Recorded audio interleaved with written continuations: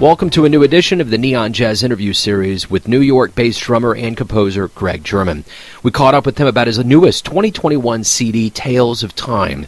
He grew up in Deer Park, Long Island, and has spent the better part of the last 2 decades touring the world with Broadway shows and then making his mark as a Telly Award-winning film composer, utilizing his background in classical percussion and jazz to guide his proverbial hands. He has a great story. Enjoy. Hey, Joe Mino, Neon Jazz. What's up, man? Good. How are you? Hey, I'm good. Thanks for taking a minute out. Oh man, you kidding me? Thank you for let me talk to you. I want to know about Test of Time. It comes out during a global pandemic. Talk to me a little bit about the timing and just, this is like the one-way avenue for communicating with fans because the live music's been kind of shut down. Well, Tales of Time, yeah, I guess it was sort of my big pandemic project. Because of the pandemic, I was able to kind of get my dream band. Before the pandemic, we were supposed to do this record in June, back in June 2020. And then when, after everything happened in March, we kind of postponed everything till November. But the thing about June is Luis and Yasushi were available, but not Donnie. We were scrambling looking for another horn player, and then the pandemic happened. So then we redid everything on November 1st, and then Donnie was available. So what you hear is what you have. Ultimately, what do you want the listener to get from this experience? Those that download and buy the album, what do you want them to get from what you've put out? I hope more than anything, some sort of emotional response. I feel lately in a lot of music that people are mass producing a lot of stuff, but you don't necessarily feel anything. And what I mean, is when we used to listen to Miles and Cannonball, Blakey, there was like a vibe to it, like Happy Swing, right? If you listen to the great symphonies, like Beethoven's 9 will always sound great because it gives you like an emotional response.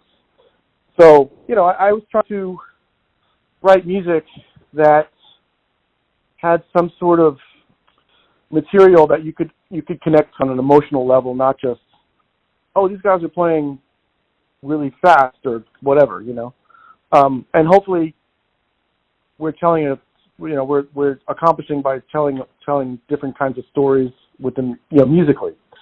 So that's kind of why the record is called what it is.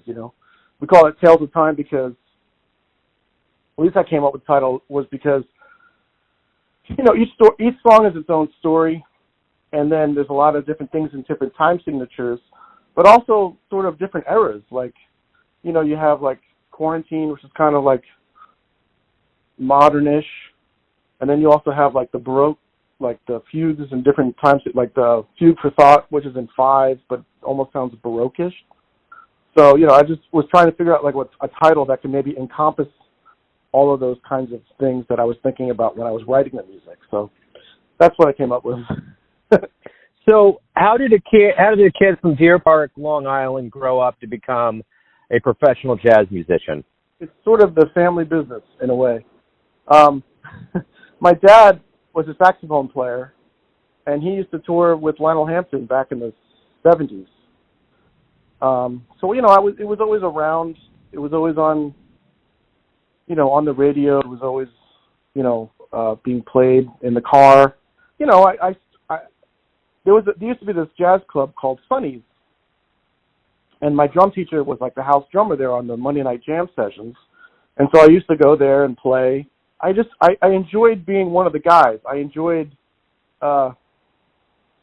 listening to the stories that they would tell and sort of like feeling like accepted, once you start playing, and it's cool, and they were great.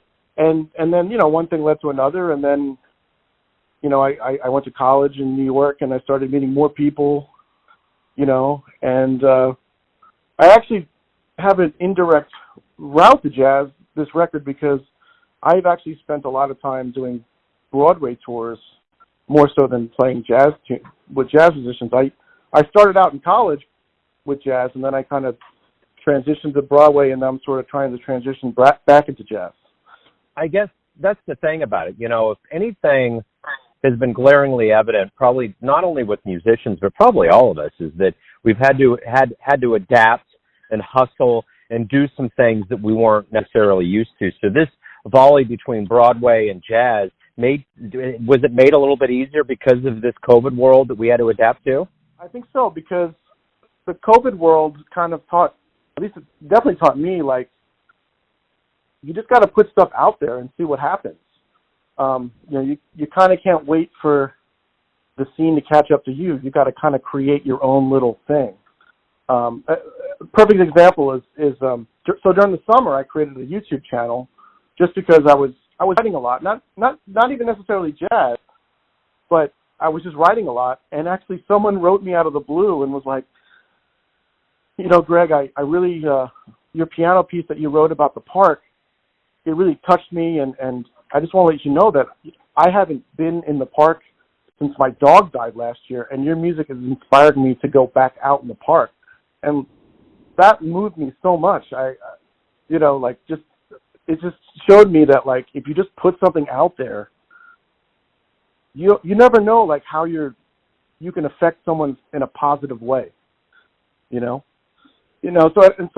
hopefully my record will be doing some of the same for some people, I've actually heard from a few people that wrote me just saying, like, hey, I'm not really a jazz fan, but I've been listening to your record a lot. And that's like almost the biggest compliment I can get, the fact that, like, you don't necessarily actively seek out jazz, but you're still my music is still affecting you enough that you want to listen to it over and over again. You know what I mean? That was really huge for me. That is big. Well, and the one thing for the last 15 or so years, traveled all over with Broadway and with the life that you led as a traveling musician. And I'm wondering, now that everything's going to start kind of picking back up, are you going to change the way that you approach going out and about? Are you going to do it more or less? What's your approach now that COVID's kind of slowed down and the world's opening up? Well, I'm sort of waiting to see what's going to happen career-wise. But I'm definitely taking more initiative. I'm trying to pursue more jazz stuff. I'm sort of in the middle of trying to figure out how to get club owners to book gigs and stuff like that. Because I'm trying to figure out how to do. The album just came out Friday. So I'm trying to figure out how to do a CD release somewhere. And it's been, for the most part, everyone's been great, but it's hard to get them because I'm not like a big name. Places like Smalls and have not actually, followed up. So I'm sort of just trying to figure out how to navigate the music business, going forward, more so than just looking for another tour, And what's been great though is that now that I have the record, the record is, hopefully the record is something that will open some doors for me down the road, and who knows, maybe even sooner than I hope, because people seem to like the music, and that's all you can really ask. You put it out there and hope something sticks and makes someone wants to play with you. Yeah. So speaking of memories and live performances and making things that stick, what was the first live jazz show you ever saw that really inspired you and made you think maybe that's something you'd like to do? Actually, it was the Miles Davis. It wasn't Miles Davis, but it was that band with all the Miles original quintet minus Miles with Wallace Roney. So it was like Tony, Herbie, Ron Carter, Wayne Shorter, and then Wallace Roney. And man, seeing those guys play that music was so inspiring. I think I was in high school when that came out. And then there was this video called New York Live, Tony Williams, New York Live. I used to watch that every day. Every day I would come home from school and just try to figure out another Tony Williams lick, or the music was just so inspiring and so incredible, and and then later on I learned, about Toledo Jones and all those other guys too. But Tony was like my gateway, It was like Buddy Rich, and then it was Tony Williams. So every day you wake up, you're a professional musician, you're a creative sort. What do you look forward to the most? What is the best thing about being a professional musician for you? Oh, just that feeling of like accomplishment when you create something. It's kind of like problem solving in a way. Like even like doing the record. The way that we approached the record was, Clarence put out the record idea in my head like 5 years ago. And I sort of was like, I don't know what to say. But as time went on, I kind of figured out, I think I'd like to say this. And so I started doing things like just one song at a time, one measure at a time, And when I wake up every day now, it's sort of just like you wake up and you kind of look at like, you can think about what you did and what you still want to do. And for me, like waking up and trying to, be in the shower or something, have some melody in my head and try to figure it out what it is, and then you actually do and you're like, oh, this is great. And that's, that's sort of like the thing that makes you keep going and make you want to do more, just more positive reinforcement. So as we do wake up and things kind of start opening up in the world and live music comes back, what do you hope we all realize about this time away from live music, both musician and the audience? It's a great question. I hope that the value of music is appreciated, but I also hope that the audience will be more appreciated. So it's a little bit of both. I mean, the reason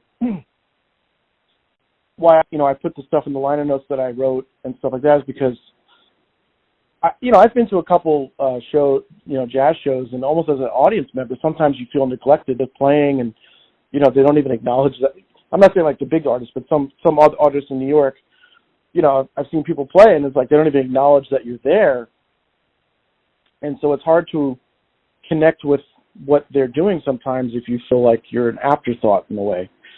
And so I hope that on both sides, like the audience will come and appreciate the musicians more because they've been without that, but also with all the musicians doing the live streaming stuff, you hopefully that the musicians will also appreciate the audience more too, because the audience is partly the reason why you're there is because you're trying to entertain them as well. It's a give and take. Yeah, yeah, I agree. Yeah.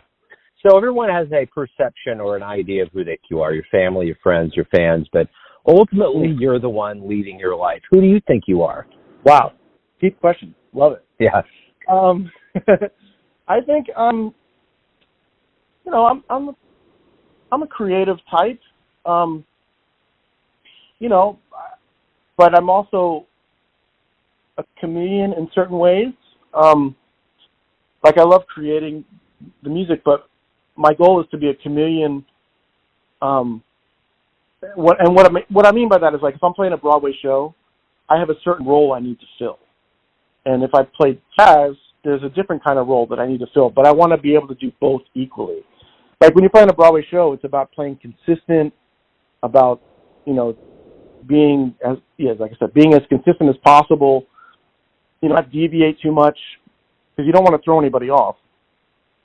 But when you play jazz, it's very improvisational, and you want to be able to adapt to whatever's going on around you, but still have that support. As a drummer in a Broadway show, you're the backbone. You drive the show, and as when you play jazz, you want to do sort of the same stuff. If it's needed, if needed, I'll put that in parentheses. Because in my record, the thing that Clarence was really probably the best lesson I ever got. Actually, we had a rehearsal on Thursday before the studio session on the Sunday, and Clarence's big thing about me that he was kind of on me about a little bit on the rehearsal was that don't make your playing so stagnant. Because I don't know who you're playing with, but everyone's time on this date is so good. Don't think about playing time. Think about shaping things. Think about, propelling the music forward. Think about, don't think about just oh, I'm going to play time, because then it'll get boring. So, he's think of different things that you can do to kind of make things give a little pull, and he's don't play time at all or anything, but he was just saying don't get it so stagnant where it gets repetitive and it doesn't really go anywhere. Think how you're going to build with the soloists and stuff like that. So I would say trying to fill both of those needs in different situations would be my ultimate goal. In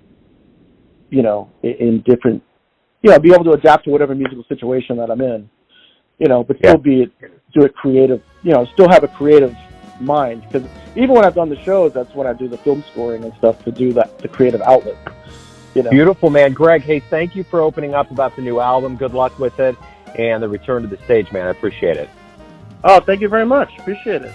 Thanks for listening and tuning in to another Neon Jazz interview. We give you a bit of insight into the finest players in New York, Kansas City, and spots all over the world, giving fans all that jazz. Thanks to Greg for his time, music, and story.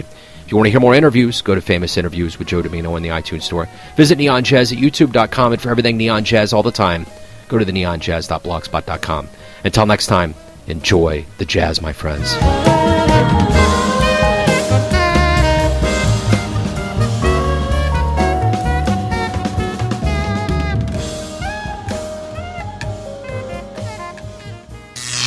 Neon Jazz.